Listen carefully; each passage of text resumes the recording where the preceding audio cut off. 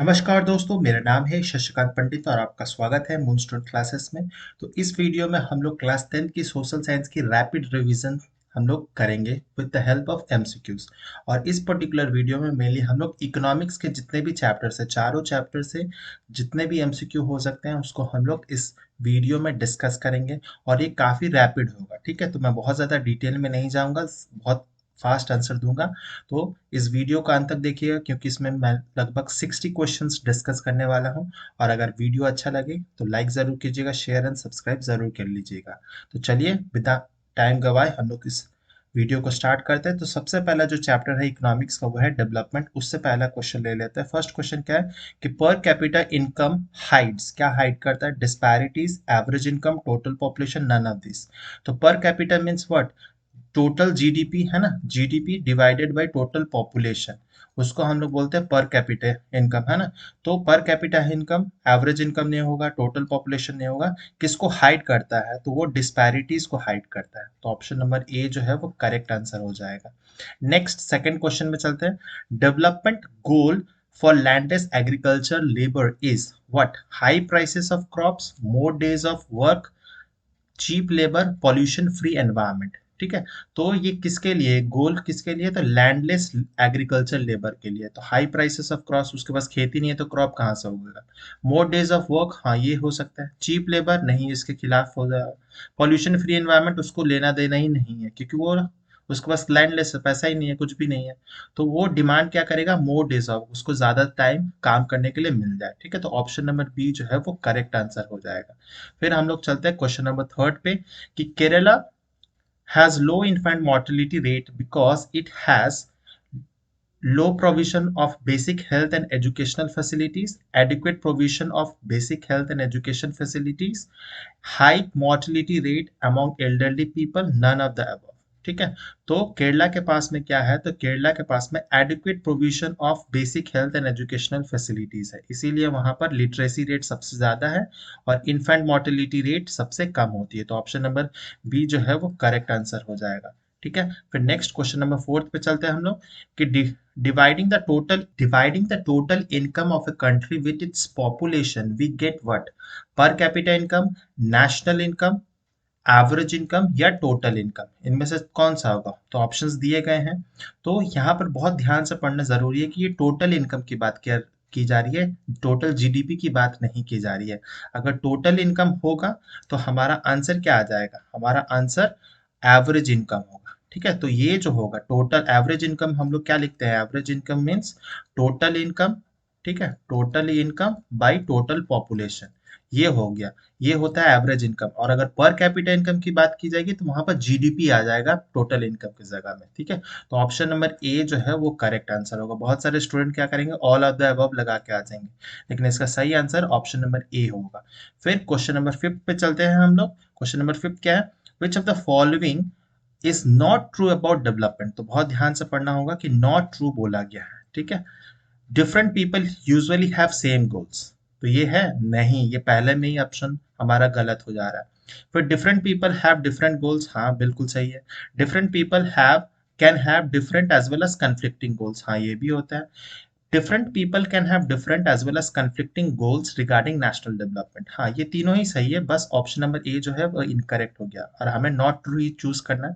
तो option number ए जो है वो करेक्ट आंसर होगा। फिर नेक्स्ट क्वेश्चन नंबर सिक्स पे चलते हैं। क्वेश्चन नंबर सिक्स क्या है? द पर capita income of different countries is counted in which currency? ठीक है। तो इस किस करेंसी में होता है? तो मेनली जितनी भी ट्रेडिंग वगैरह होती है, लेन देन, वो किस करेंसी में होता है? रुपीस, पाउंड, यूएस डॉलर्स या कैनेडियन डॉलर्स? तो सबको पता है कि ऑप्शन नंबर सी का यूएस डॉलर्स में ही ज्यादातर होती है। अब धीरे धीरे चेंजेस आ रहे हैं, रिफॉर्म्स आ रहे हैं। ठीक है। फिर हम लोग चलते हैं क्वेश्चन नंबर सेवन पे। Development of an individual refers to what? ठीक है।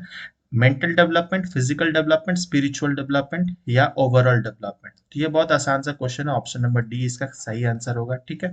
फिर क्वेश्चन नंबर हम लोग 8 पे आ जाते हैं। Among Haryana, Kerala and Bihar the lowest पर capita income state is Bihar, it shows what? तो आपको वो पता होगा उस ग्राफ वाले, है ना, वहां पर हरियाणा, केरला एंड बिहार को कंपेयर किया गया है। तो ये क्या शो करता है बेसिकली? तो Bihar has high standard of living, नहीं बिल्कुल नहीं। People are earning less in Kerala, नहीं ये भी गलत है। Maharashtra has more number of rich people, Maharashtra कहाँ से आ गया? यहाँ पे तो हरियाणा, केरला एंड बिहार की बात की जा रही है, तो ये भी गलत हो जाएगा। On an average people in Bihar have low income, हाँ ये सही हो जा रहा है। तो option number D is our correct answer. Next move करते हैं क्वेश्चन नंबर 9 पे। विच one of the following is not a base for preparation of human development index? HDI index जो है वो कौन सा पैरामीटर यूज नहीं किया जाता? लिटरेसी रेट किया जाता है, लाइफ एक्सपेक्टेंसी किया जाता है, इंडस्ट्रियलाइजेशन नहीं किया जाता है, पर कैपिटा इनकम किया जाता है। तो option number C is our correct answer, क्योंकि हमें नॉट बताना है। और ये बहुत बहुत इंपॉर्टेंट है, ह्यूमन डेवलपमेंट इंडेक्स से लॉन्ग क्वेश्चन भी दिया जा सकता है, ठीक है। और इसमें इंडिया की जो रैंकिंग रहती है 131 के आसपास में, इंडिया की जो रैंकिंग है वह ऐसी ही रहती है, ठीक है। फिर क्वेश्चन नंबर 10 पे चल चलते हैं कि the classical view of economic development includes, बहुत अच्छा क्वेश्चन है ये। तो per capita income, national income, none of these, both A and B, ठीक है। तो क्लासिकल व्यू जो है वो इकोनॉमिक डेवलपमेंट किस पे क्या क्या इंक्लूड करता है? तो वो पर कैपिटा इनकम को इंक्लूड करता है, ठीक है। और वो नेशनल इनकम पे उतना एम्फोसिस नहीं देता है। तो option number A is our correct answer, ठीक है। फिर क्वेश्चन नंबर हम लोग 11 में चलता है, बहुत ईजी है, फुल फॉर्म ऑफ एसईडी। तो एसईडी क्या होगा? Sustainable economic development, simple economic development, sound economic development, या नन ऑफ दिस? तो option number A is our correct answer, बहुत इजी क्वेश्चन है ये। फिर क्वेश्चन नंबर 12 पे चलते हैं। IMR stand for what? IMR, IMR means infant mortality rate, है ना, या फिर रेशियो भी कर सकते हैं, ठीक है। तो इसमें देख सकते हैं आप, यहाँ पर रेशियो दिया हुआ है, यहाँ पर Indian mortality ratio, international mortality ratio. तो ये क्या होगा? तो ये रेशियो भी अगर करेंगे तो कुछ गलत नहीं होगा, ठीक है, या फिर रेट भी आप लिखते हैं तो कोई गलत नहीं होगा। तो यहाँ पर आप अगर ऑप्शन नंबर ए लगाते हैं या डी लगाते हैं, दोनों ही करेक्ट होगा, क्योंकि एक्चुअल में हम लोग ने क्या पढ़ा? इन्फेंट मोर्टेलिटी रेट पढ़ा है। यहाँ पर रेशियो दिया है, रेशियो भी सही होगा, ठीक है, लेकिन मोस्ट अप्रोप्रिएट आंसर जो होगा ऑप्शन नंबर ए ही होगा, ठीक है।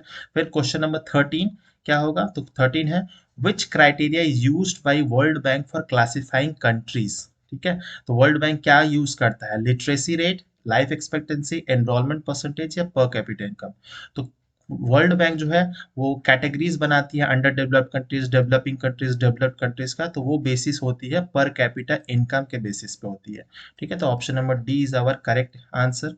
फिर क्वेश्चन नंबर 14 पे चलते हैं। The literacy rate is highest in Bihar, Kerala, while the infant mortality rate is highest in Bihar, ठीक है। तो देख सकते हैं यहाँ पर रेट की बात की जा रही है। What does it show? तो ये क्या शो करता है? Most of the people in Kerala and Bihar have good living condition, नहीं केरला में तो है, बिहार में नहीं है, जो हम लोग ने डेटा पढ़ा। Both Bihar and Kerala lack basic necessities of life, नहीं ऐसा नहीं है। Standard of living in Kerala is better than Bihar, ये सही होगा। The standard of living in Bihar is better than Kerala, ये गलत है। तो ऑप्शन नंबर सी, मैं बार बार बोल रहा हूँ, सारे ऑप्शंस पढ़ के ही आप मोस्ट अप्रोप्रिएट आंसर चूज कीजिएगा। नेक्स्ट क्वेश्चन नंबर 15 देखते हैं। Body mass index is use to calculate what? BMI, ठीक है। Nourishment level, body growth, only A, both A and B, ठीक है। तो ये क्या आंसर होगा? तो ऑप्शन नंबर, देख सकते हैं कि ऑप्शन नंबर सी और ए तो दोनों ही सेम थिंग है ना, तो ये तो दोनों ही नहीं होगा, ठीक है। बचेगा क्या? तो बोथ ए एंड बी, ठीक है। Option number D is our correct answer. BMI जो होता है weight of the person divided by height in meters, है ना, ये फॉर्मूला होता है मेनली। हाइट इन मीटर्स तो क्या यूनिट हो जाता है? केजी मीटर स्क्वायर, है ना, पर मीटर स्क्वायर, ठीक है। फिर ये पहला वाला चैप्टर से 15 क्वेश्चन थे। नेक्स्ट हम लोग पढ़ेंगे क्वेश्चन नंबर चैप्टर नंबर 2 से, that is sectors of the Indian economy से। सबसे पहला क्वेश्चन है, विच of the following occupations can not be included in primary sector? तो प्राइमरी सेक्टर या फिर एग्रीकल्चर, माइनिंग सेक्टर में कौन सा हम लोग इंक्लूड नहीं करेंगे? एग्रीकल्चर ये इंक्लूडेड है, फिशिंग इंक्लूडेड है, माइनिंग इंक्लूडेड है, मनी लेंडिंग अलाउड नहीं है। एक्चुअली मनी लेंडिंग कोई भी सेक्टर में नहीं आता है, अगर आएगा भी तो वो टर्शियरी सेक्टर या सर्विस सेक्टर में आ सकता है, ठीक है। तो option number D is our correct answer. Next हम लोग क्वेश्चन नंबर 2 पे चलेंगे।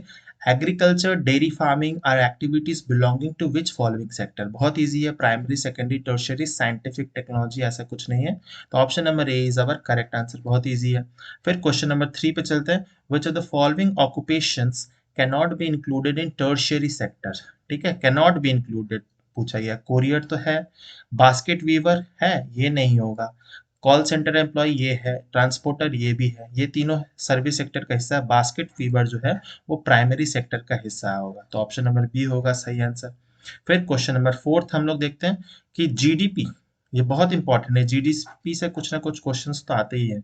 तो GDP stand for gross domestic product, what does it show, pick up the correct statement. तो जीडीपी का mainly it shows how big is the economy of a country in a given year in terms of its total output. हाँ, कुछ हद तक ये सही है, लेकिन बाकी स्टेटमेंट भी पढ़ना जरूरी है। It shows the total product of the country in a year without counting the countries total resource. ये नहीं है, विदाउट काउंटिंग कैसे कर सकते हैं, तो ये गलत हो जाएगा। It shows the number of people involve in production in particular year. नहीं, ये एग्जैक्ट डेफिनेशन तो नहीं है, ये पार्ट ऑफ द डेफिनेशन है। It shows the total value of trade transaction of a country in a particular year. ठीक है, तो ये भी एग्जैक्ट डेफिनेशन नहीं होगा। ऑप्शन नंबर ए जो है वो बहुत हद तक सही आंसर है, तो option number A is our correct answer. Next question number 5 पे चलते हैं। Choose one correct statement from the following. Under employment occurs, under employment कब होता है? When people are not willing to work, when people are working slowly, when people are working less than what they are capable of doing, जिसको हम लोग disguised unemployment mainly कहते हैं ना, disguised employment. तो ऑप्शन नंबर सी हो सकता है, which when people are not paid for their jobs, ये भी नहीं होगा, तो option number C is our correct answer. फिर क्वेश्चन नंबर हम लोग 6 पे चलते हैं।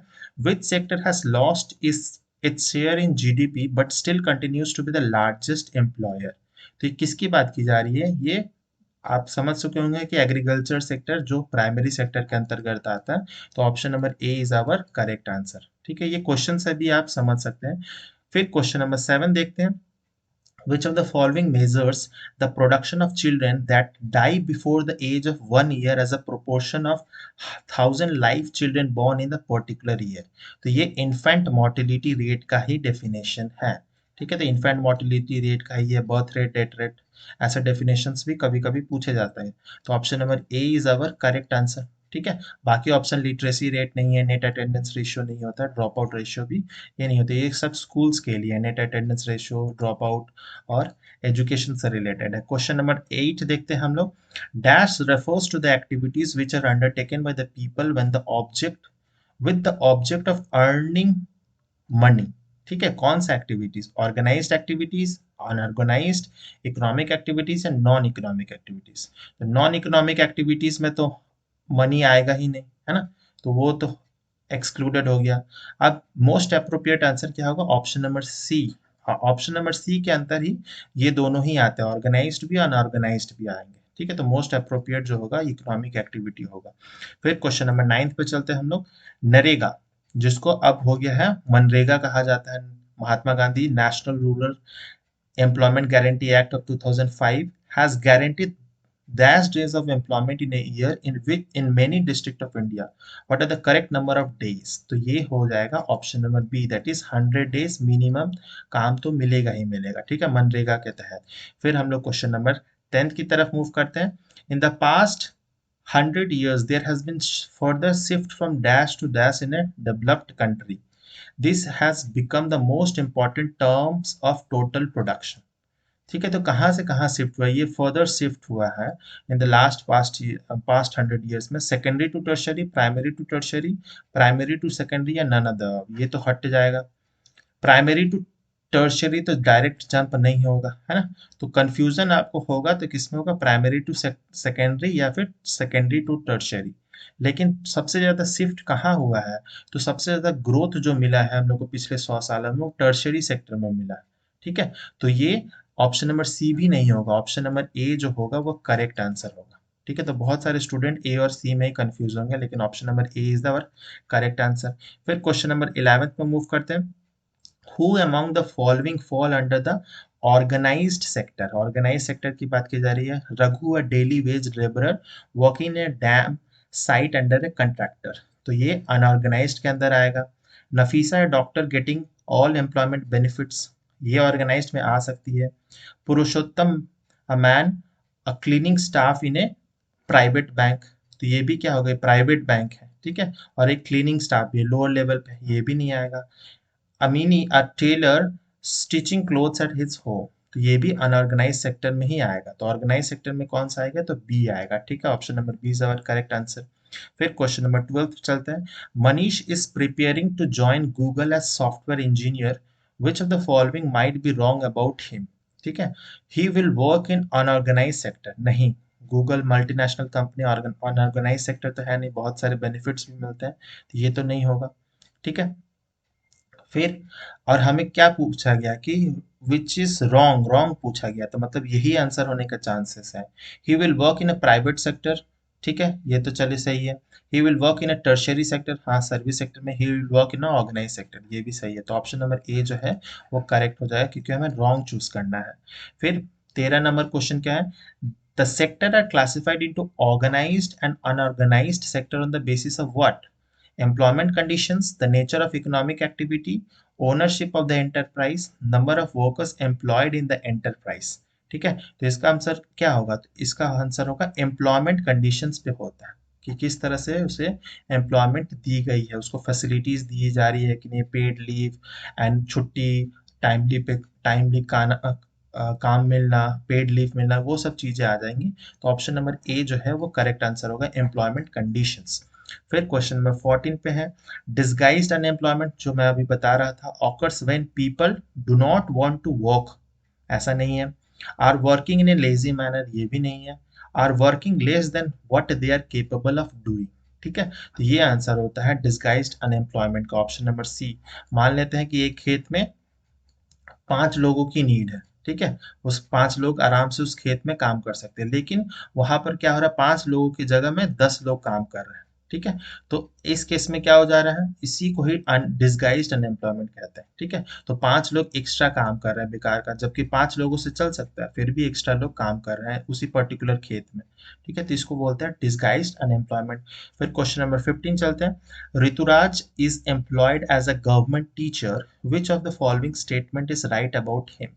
He works in a secondary sector, नहीं, टीचर है, टीचर किस में आता है, सर्विस सेक्टर में आता है, तो सेकेंडरी नहीं होगा। प्राइवेट सेक्टर, क्योंकि ये गवर्नमेंट टीचर है तो प्राइवेट सेक्टर नहीं है। अनऑर्गेनाइज सेक्टर नहीं, और ये किस में आएगा, he works in a public sector. तो अगर आप पब्लिक बैंक में, जैसे स्टेट बैंक ऑफ इंडिया में काम कर रहे हैं या पीएसयूज में काम कर रहे हैं, तो वो सब पब्लिक सेक्टर्स में आ जाएंगे। ठीक है, और वो गवर्नमेंट एम्प्लॉयड हो गए। ये हो गए 15 क्वेश्चन। फिर हम लोग नेक्स्ट चलते हैं chapter number 3, that is money and credit से। ठीक है, विच one of the following is a formal source of credit? Trader, cooperative societies, money lender, friends and relatives. ठीक है, तो इन चारों में से ट्रेडर्स नहीं होगा, मनी लेंडर्स भी नहीं होगा, एंड फ्रेंड्स एंड रिलेटिव्स भी नहीं होगा। कोऑपरेटिव सोसाइटीज, क्योंकि वो कॉन्स्टिट्यूशनल एक टाइप ऑफ बॉडी है, क्योंकि कॉन्स्टिट्यूशन में है, मिनिस्ट्री ऑफ जो कोऑपरेटिव्स है वो भी बन चुका है ना, तो वो गवर्नमेंट है। तो गवर्नमेंट है तो ये फॉर्मल सोर्स में आ जाएगा, तो option number B is our correct answer. ठीक है, फिर क्वेश्चन नंबर 2 देखते हैं। All the banks act as a mediator between dash and dash, rural people, urban people, literates, illiterates, people, government, depositors and borrowers. बहुत आसान सा है, option number D, that is depositor and borrowers के बीच में वो मीडिएटर का काम करते हैं, एक तरह से बिचौलिए का काम करते हैं बैंक। फिर क्वेश्चन नंबर 3 क्या है, विच of the following is not a feature of self help groups? बहुत बहुत इंपॉर्टेंट है सेल्फ हेल्प ग्रुप्स का। It consist of 50 to 20 members और मोर, हाँ ये सही स्टेटमेंट है, हमें नॉट पूछा गया है, तो बहुत ध्यान से पढ़ना पड़ेगा। Here members pool their saving which act as collaterals. ठीक है, तो ये भी सही है ना। Loans are given at a nominal rate of interest, बहुत कम रेट होता है इंटरेस्ट रेट का, ये भी सही है। It is a informal source of credit, नहीं, ये फॉर्मल सोर्स ऑफ क्रेडिट में आएगा। ठीक है, तो option number D is our correct answer. तो देख सकते हैं इस तरह से भी क्वेश्चंस बनते हैं। फिर क्वेश्चन नंबर 4 क्या है, organised credit is also called, organised credit. ठीक है, तो informal credit, formal credit, cooperative credit, या नन ऑफ दिस। ठीक है, तो इसका सही आंसर होगा ऑप्शन नंबर बी होगा। ठीक है, अगर option number both B and C होता तो वो करेक्ट होता, क्योंकि कोऑपरेटिव क्रेडिट भी एक तरह से ऑर्गेनाइज्ड क्रेडिट में ही आएगा। ठीक है, लेकिन मोस्ट अप्रोप्रिएट जो होगा ऑप्शन नंबर बी होगा। फिर हम लोग क्वेश्चन नंबर 5th की तरफ मूव करेंगे। विच one of the following is the appropriate meaning of collateral? ठीक है, कोलैटरल मॉर्गेज मेनली क्या होता है, it is a sum total of money borrowed from bank, ये नहीं है, ये तो लोन हो गया एक तरह से। ठीक है, फिर the amount borrowed from friend, ये भी नहीं है. It is an asset of the borrower used as a guarantee to a lender. ठीक है, तो ये सबसे अप्रोप्रिएट डेफिनेशन है. The amount of invested in a business, ये भी नहीं है. ठीक है, तो ये हो जाएगा option number C is our correct answer. फिर हम लोग क्वेश्चन नंबर 6 पे चलते हैं. Which one of the following is the newer way of providing loans to the rural poor, particularly women. ठीक है, तो कौन सा होगा? Cooperative bank, Grameen bank, self help groups, money lenders. Money lender तो ऑब्वियसली नहीं होगा, तो सबसे मोस्ट अप्रोप्रिएट है सेल्फ हेल्प ग्रुप्स, तो होगा. लेकिन ग्रामीण बैंक भी और कोऑपरेटिव बैंक्स में ये काम करता है, लेकिन पर्टिकुलरली जब वुमेन की बात की जाएगी तो आपको सेल्फ हेल्प ग्रुप का ही नाम लेना पड़ेगा. ठीक है, फिर हम लोग चलते हैं क्वेश्चन नंबर 7 की तरफ में. Which of the following statement is false? There is no organisation which supervises the credit activities of lender in the informal sector. ठीक है, तो ऐसा कोई ऑर्गेनाइजेशन है? बिल्कुल है, सेबी जो है. ठीक है ना, बहुत सारे ऐसा ऑर्गेनाइजेशन है. आरबीआई भी इसमें काम करता है. RBI stops the money lenders from using unfair means to get their money back. ये भी क्या है? ये भी सही स्टेटमेंट है. ठीक है, मतलब फॉल्स है ये भी. ठीक है, फिर compare to the formal lenders, most of the informal lenders charge much lesser interest on loans. ऐसा नहीं होता, इनफॉर्मल सेक्टर में लोन की रेट ज्यादा होती है. तो ये तीनों ही स्टेटमेंट जो है गलत है, तो option number D is our correct answer. That is all of the above statement are false. ठीक है, फिर क्वेश्चन नंबर 8 पे चलते हैं. Banks use the major portion of their deposit to what? Extend loan, invest in infrastructure, deposit in foreign banks, none of the above. ये तीनों ही काम करते हैं बैंक, लेकिन मेजर पोर्शन क्या काम करते हैं? तो लोन्स देने में एक्सटेंड करते हैं. तो option number A is our correct answer. फिर हम लोग क्वेश्चन नंबर 9 पे चलते हैं. Name the system in which double coincidence of want is an essential feature. तो डबल कोइंसिडेंस ऑफ वांट किस में आता है? तो barter system, money economy, global economy, या नन ऑफ दिस. तो ऑप्शन नंबर ए बार्टर सिस्टम में आता है ये. ठीक है, फिर क्वेश्चन नंबर 10 चलते हैं. Double coincidence of want means what? ठीक है, तो वही है, what a person desires to sell is exactly what the other person wishes to buy. ये सबसे अप्रोप्रिएट आंसर होगा. ठीक है, हम कुछ चीज बेचना चाहते हैं, ठीक है, और किसी को वही चीज खरीदना है, और उसके बदले में वो चीज जो देगा वो मुझे भी पसंद है ना, तो दोनों को फायदा हो रहा है, दोनों का काम चल जा रहा है. तो वैसे ही कहते हैं डबल कोइंसिडेंस ऑफ वांट, जिसको हम लोग बार्टर सिस्टम में कहते हैं. अगर आपको डिटेल में समझना है तो मैं जब ये चैप्टर पढ़ा रहा था मनी एंड क्रेडिट वाले चैप्टर्स में, इन सब चैप्टर्स में मैंने डिटेल में बताया, तो आप देख सकते हैं. उसका जो लिंक है आपको डिस्क्रिप्शन बॉक्स, साथ ही साथ पिन कमेंट में भी मिल जाएगा. इसका आंसर जो होगा ऑप्शन नंबर ए होगा. ठीक है, फिर हम लोग क्वेश्चन नंबर 11 पे चलते हैं. Since money act as an intermediate in the exchange process, it is called what? Medium of trade, medium of exchange, medium of business, और medium of transaction. ठीक है, तो क्वेश्चन में छिपा हुआ एक्सचेंज प्रोसेस, तो क्या होगा? Option number B, that is medium of exchange. ठीक है, फिर क्वेश्चन नंबर 12 देखते हैं. Dash refers to an agreement in which the lender supplies the borrower with money, goods or services in return for the promises of future payment. ये किसका definition है? तो ये क्रेडिट का डेफिनेशन है ना, तो option number C is our correct answer. ठीक है, फिर 13 पे चलते हैं. People who have the provision to withdraw the money as and when they require the deposits in the bank account to be withdrawn, what are these deposits called? तो ये भी बहुत इजी है, तो ये डेफिनेशन आपने पढ़ा ही होगा. Fix deposit, savings, demand deposit और डिमांड ड्राफ्ट. तो इसका सही आंसर होगा ये demand draft, sorry demand deposit होगा. ठीक है, तो डिपॉजिट की बात की गई है, ड्राफ्ट की नहीं बात की गई है, तो option number C is our correct answer. फिर क्वेश्चन नंबर 14 पे चलते हैं. At present which form of money is increasingly used apart from paper money?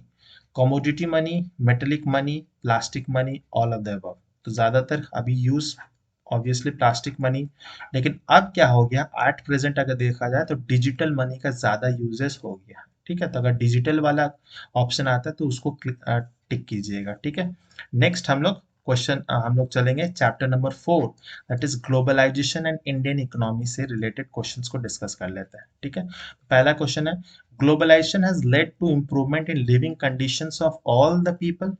Globalisation ऐसा किया है क्या? नहीं. अगर सबको करते तो गरीबी अभी तक हट जानी चाहिए थी, लेकिन ऐसा है नहीं.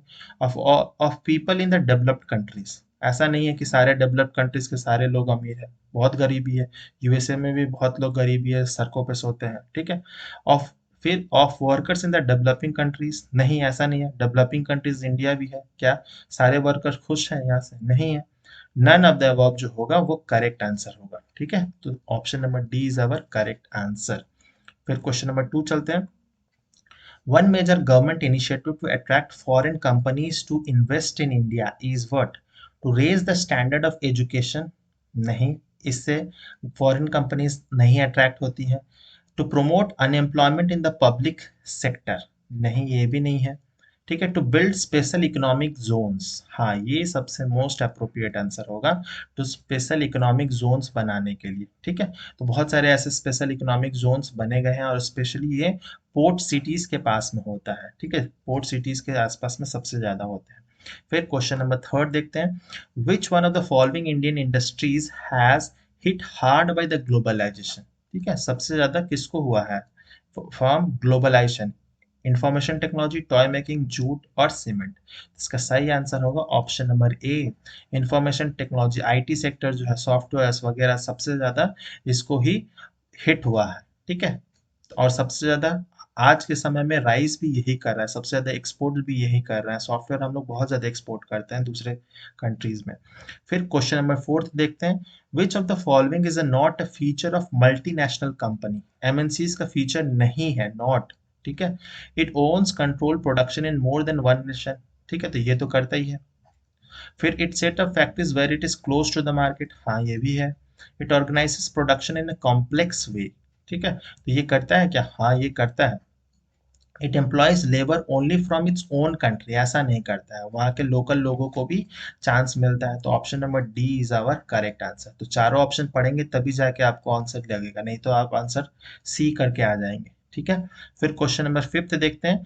Globalisation has created new opportunities of what? Employment, emerging multinational, providing services, all of the above. तो ये क्या है? ऑल ऑफ द अबव जो होगा वो सही आंसर होगा। एम्प्लॉयमेंट भी मिल रहा है, बहुत सारे नए नए मल्टीनेशनल कंपनीज भी बन रही हैं, जिसको हम लोग कहते हैं ना यूनिकॉर्न्स बोलते हैं। ठीक है, फिर प्रोवाइडिंग सर्विसेज भी ये हो रहा है, तो option number D is the most appropriate answer. फिर क्वेश्चन नंबर 6 में चलते हैं।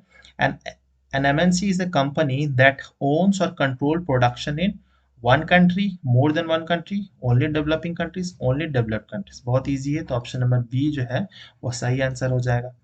फिर 7th का चलते हैं। तो globalisation has post major challenges for what? Big producer, small producer, rural poor, none of this. आप कंफ्यूज होंगे तो बी और सी में होंगे, लेकिन मोस्ट अप्रोप्रिएट बी होगा, क्योंकि रूरल पुअर को तो पता ही नहीं है, ग्लोबलाइजेशन से कुछ लेना देना ही नहीं है, वैश्वीकरण से उसको उतना है ही नहीं, कुछ इम्पैक्ट नहीं पड़ेगा। जो स्मॉल प्रोड्यूसर्स होते हैं, ठीक है, उनको इम्पैक्ट ज्यादा पड़ता है। ठीक है, जो स्मॉल होते हैं। फिर क्वेश्चन नंबर 8 में चलते हैं। Which of the following organizations lays stress on liberalization of foreign trade and foreign investment? ठीक है, तो ये लिबरलाइजेशन, उदारवाद जिसको कहते हैं, foreign trade and foreign investment, कौन सा ऑर्गेनाइजेशन ये सब काम करता है? International labour organisation, international monetary fund जिसको आईएमएफ कहते हैं, डब्ल्यूएचओ वर्ल्ड हेल्थ ऑर्गेनाइजेशन, या डब्ल्यूटीओ जिसको वर्ल्ड ट्रेड ऑर्गेनाइजेशन कहते हैं। तो मोस्ट अप्रोप्रिएट आंसर डब्ल्यूटीओ का, इसी के बारे में हम लोग ने पढ़ा है, तो option number D is our correct answer. Question number 9 चलते हैं। Companies who set up production units in the special economic zones do not have to pay taxes for an initial period of what years? कितने सालों तक taxes नहीं देने पड़ते हैं जो भी स्पेशल इकोनॉमिक जोन्स में सेटअप होती है? 2 साल, 5 साल, 4 साल या 10 साल? तो इसका आंसर होगा ऑप्शन नंबर बी, 5 साल। ठीक है, फिर क्वेश्चन नंबर 10 चलते हैं। Investment made by MNCs are termed as what? MNCs जो इन्वेस्ट करते हैं, indigenous investment, foreign investment, entrepreneur investment, none of the above. तो इसका सही आंसर होगा ऑप्शन नंबर बी, जिसमें आपने पढ़ा होगा फॉरेक्ट डायरेक्ट इन्वेस्टमेंट। एक डायरेक्ट भी होता है, एक इनडायरेक्ट भी होता है, और दोनों को कॉमनली मिलाकर हम लोग फॉरेन इन्वेस्टमेंट कहते हैं, जो बाहर से पैसा किसी कंट्री में लग रहा है। ठीक है, फिर क्वेश्चन नंबर 11 में चलते हैं। Tax on import is an example of what? ठीक है, tax on import, term of trades, collateral, trade barrier, foreign trade. तो इसका सही आंसर होगा ऑप्शन नंबर सी। और ये ट्रेड बैरियर से लॉन्ग क्वेश्चंस बहुत आते हैं। ठीक है, एंटी डंपिंग ड्यूटीज मेनली आ जाएंगे, टैक्स ऑन इंपोर्ट है ना, तो ट्रेड बैरियर से लॉन्ग क्वेश्चंस भी आ सकते हैं, तो इसको जरूर अच्छे से पढ़िएगा ट्रेड बैरियर्स के बारे में। ठीक है, और WTO भी बहुत इंपॉर्टेंट रहेगा, WTO के बारे में। ठीक है, फिर क्वेश्चन नंबर 12 देखते हैं। It refers to the globalisation which create opportunities for all and ensures that its benefits are better shared. ये किसका है definition? Privatisation, special economic zones, world trade organisation या फेयर ग्लोबलाइजेशन? तो इसका सही आंसर होगा ऑप्शन नंबर डी। ये WTO का मेन ऑब्जेक्टिव रहता है ना, मोटो ही यही है, फेयर ग्लोबलाइजेशन। लेकिन ऐसा होता तो नहीं है, बस नाम के लिए ही है। फिर क्वेश्चन नंबर 13 देखते हैं। The process of rapid integration और interconnection between countries for through free trade, free mobility of capital and labour is called what? तो आपको डेफिनेशन मिल गया होगा, ये किसका है? तो ये ग्लोबलाइजेशन का डेफिनेशन है, option number C, that is globalisation या वैश्वीकरण। ठीक है, तो ये सारे क्वेश्चंस थे, हम लोग ने 4 चैप्टर से सारे क्वेश्चंस लगभग MCQ वाले डिस्कस कर चुके हैं। जो नेक्स्ट वीडियो आएगा वो भी रैपिड रिवीजन ही होगा, जिसमें हम लोग हिस्ट्री, ज्योग्राफी एंड सिविक्स का भी हम लोग रैपिड रिवीजन करेंगे। उम्मीद करता हूँ ये वीडियो बहुत आपको हेल्पफुल रहा होगा। मैं बहुत हार्ड क्वेश्चंस इसमें इंक्लूड नहीं किया हूँ, लेकिन ऐसे क्वेश्चंस हैं जो आपके बेसिक्स को क्लियर करेंगे, और आपके जो फोर्थ कमिंग एग्जाम्स है कुछ ही दिनों में आने वाले हैं, उसको आप उसका बेसिक आपको क्लियर होगा तो आप हार्ड क्वेश्चंस भी आसानी से कर सकते हैं। ठीक है, नेक्स्ट वीडियो भी ज़रूर देखिएगा। इस वीडियो को देखने के लिए बहुत बहुत धन्यवाद। अगर अच्छा लगा तो लाइक कीजिएगा, सजेशंस हो कुछ भी हो तो कमेंट बॉक्स में कमेंट कर सकते हैं। शेयर एंड सब्सक्राइब नहीं किए हैं अभी तक तो ज़रूर कर दीजिएगा। मिलते हैं नेक्स्ट वीडियो में, टिल देन बाय बाय, जय हिंद।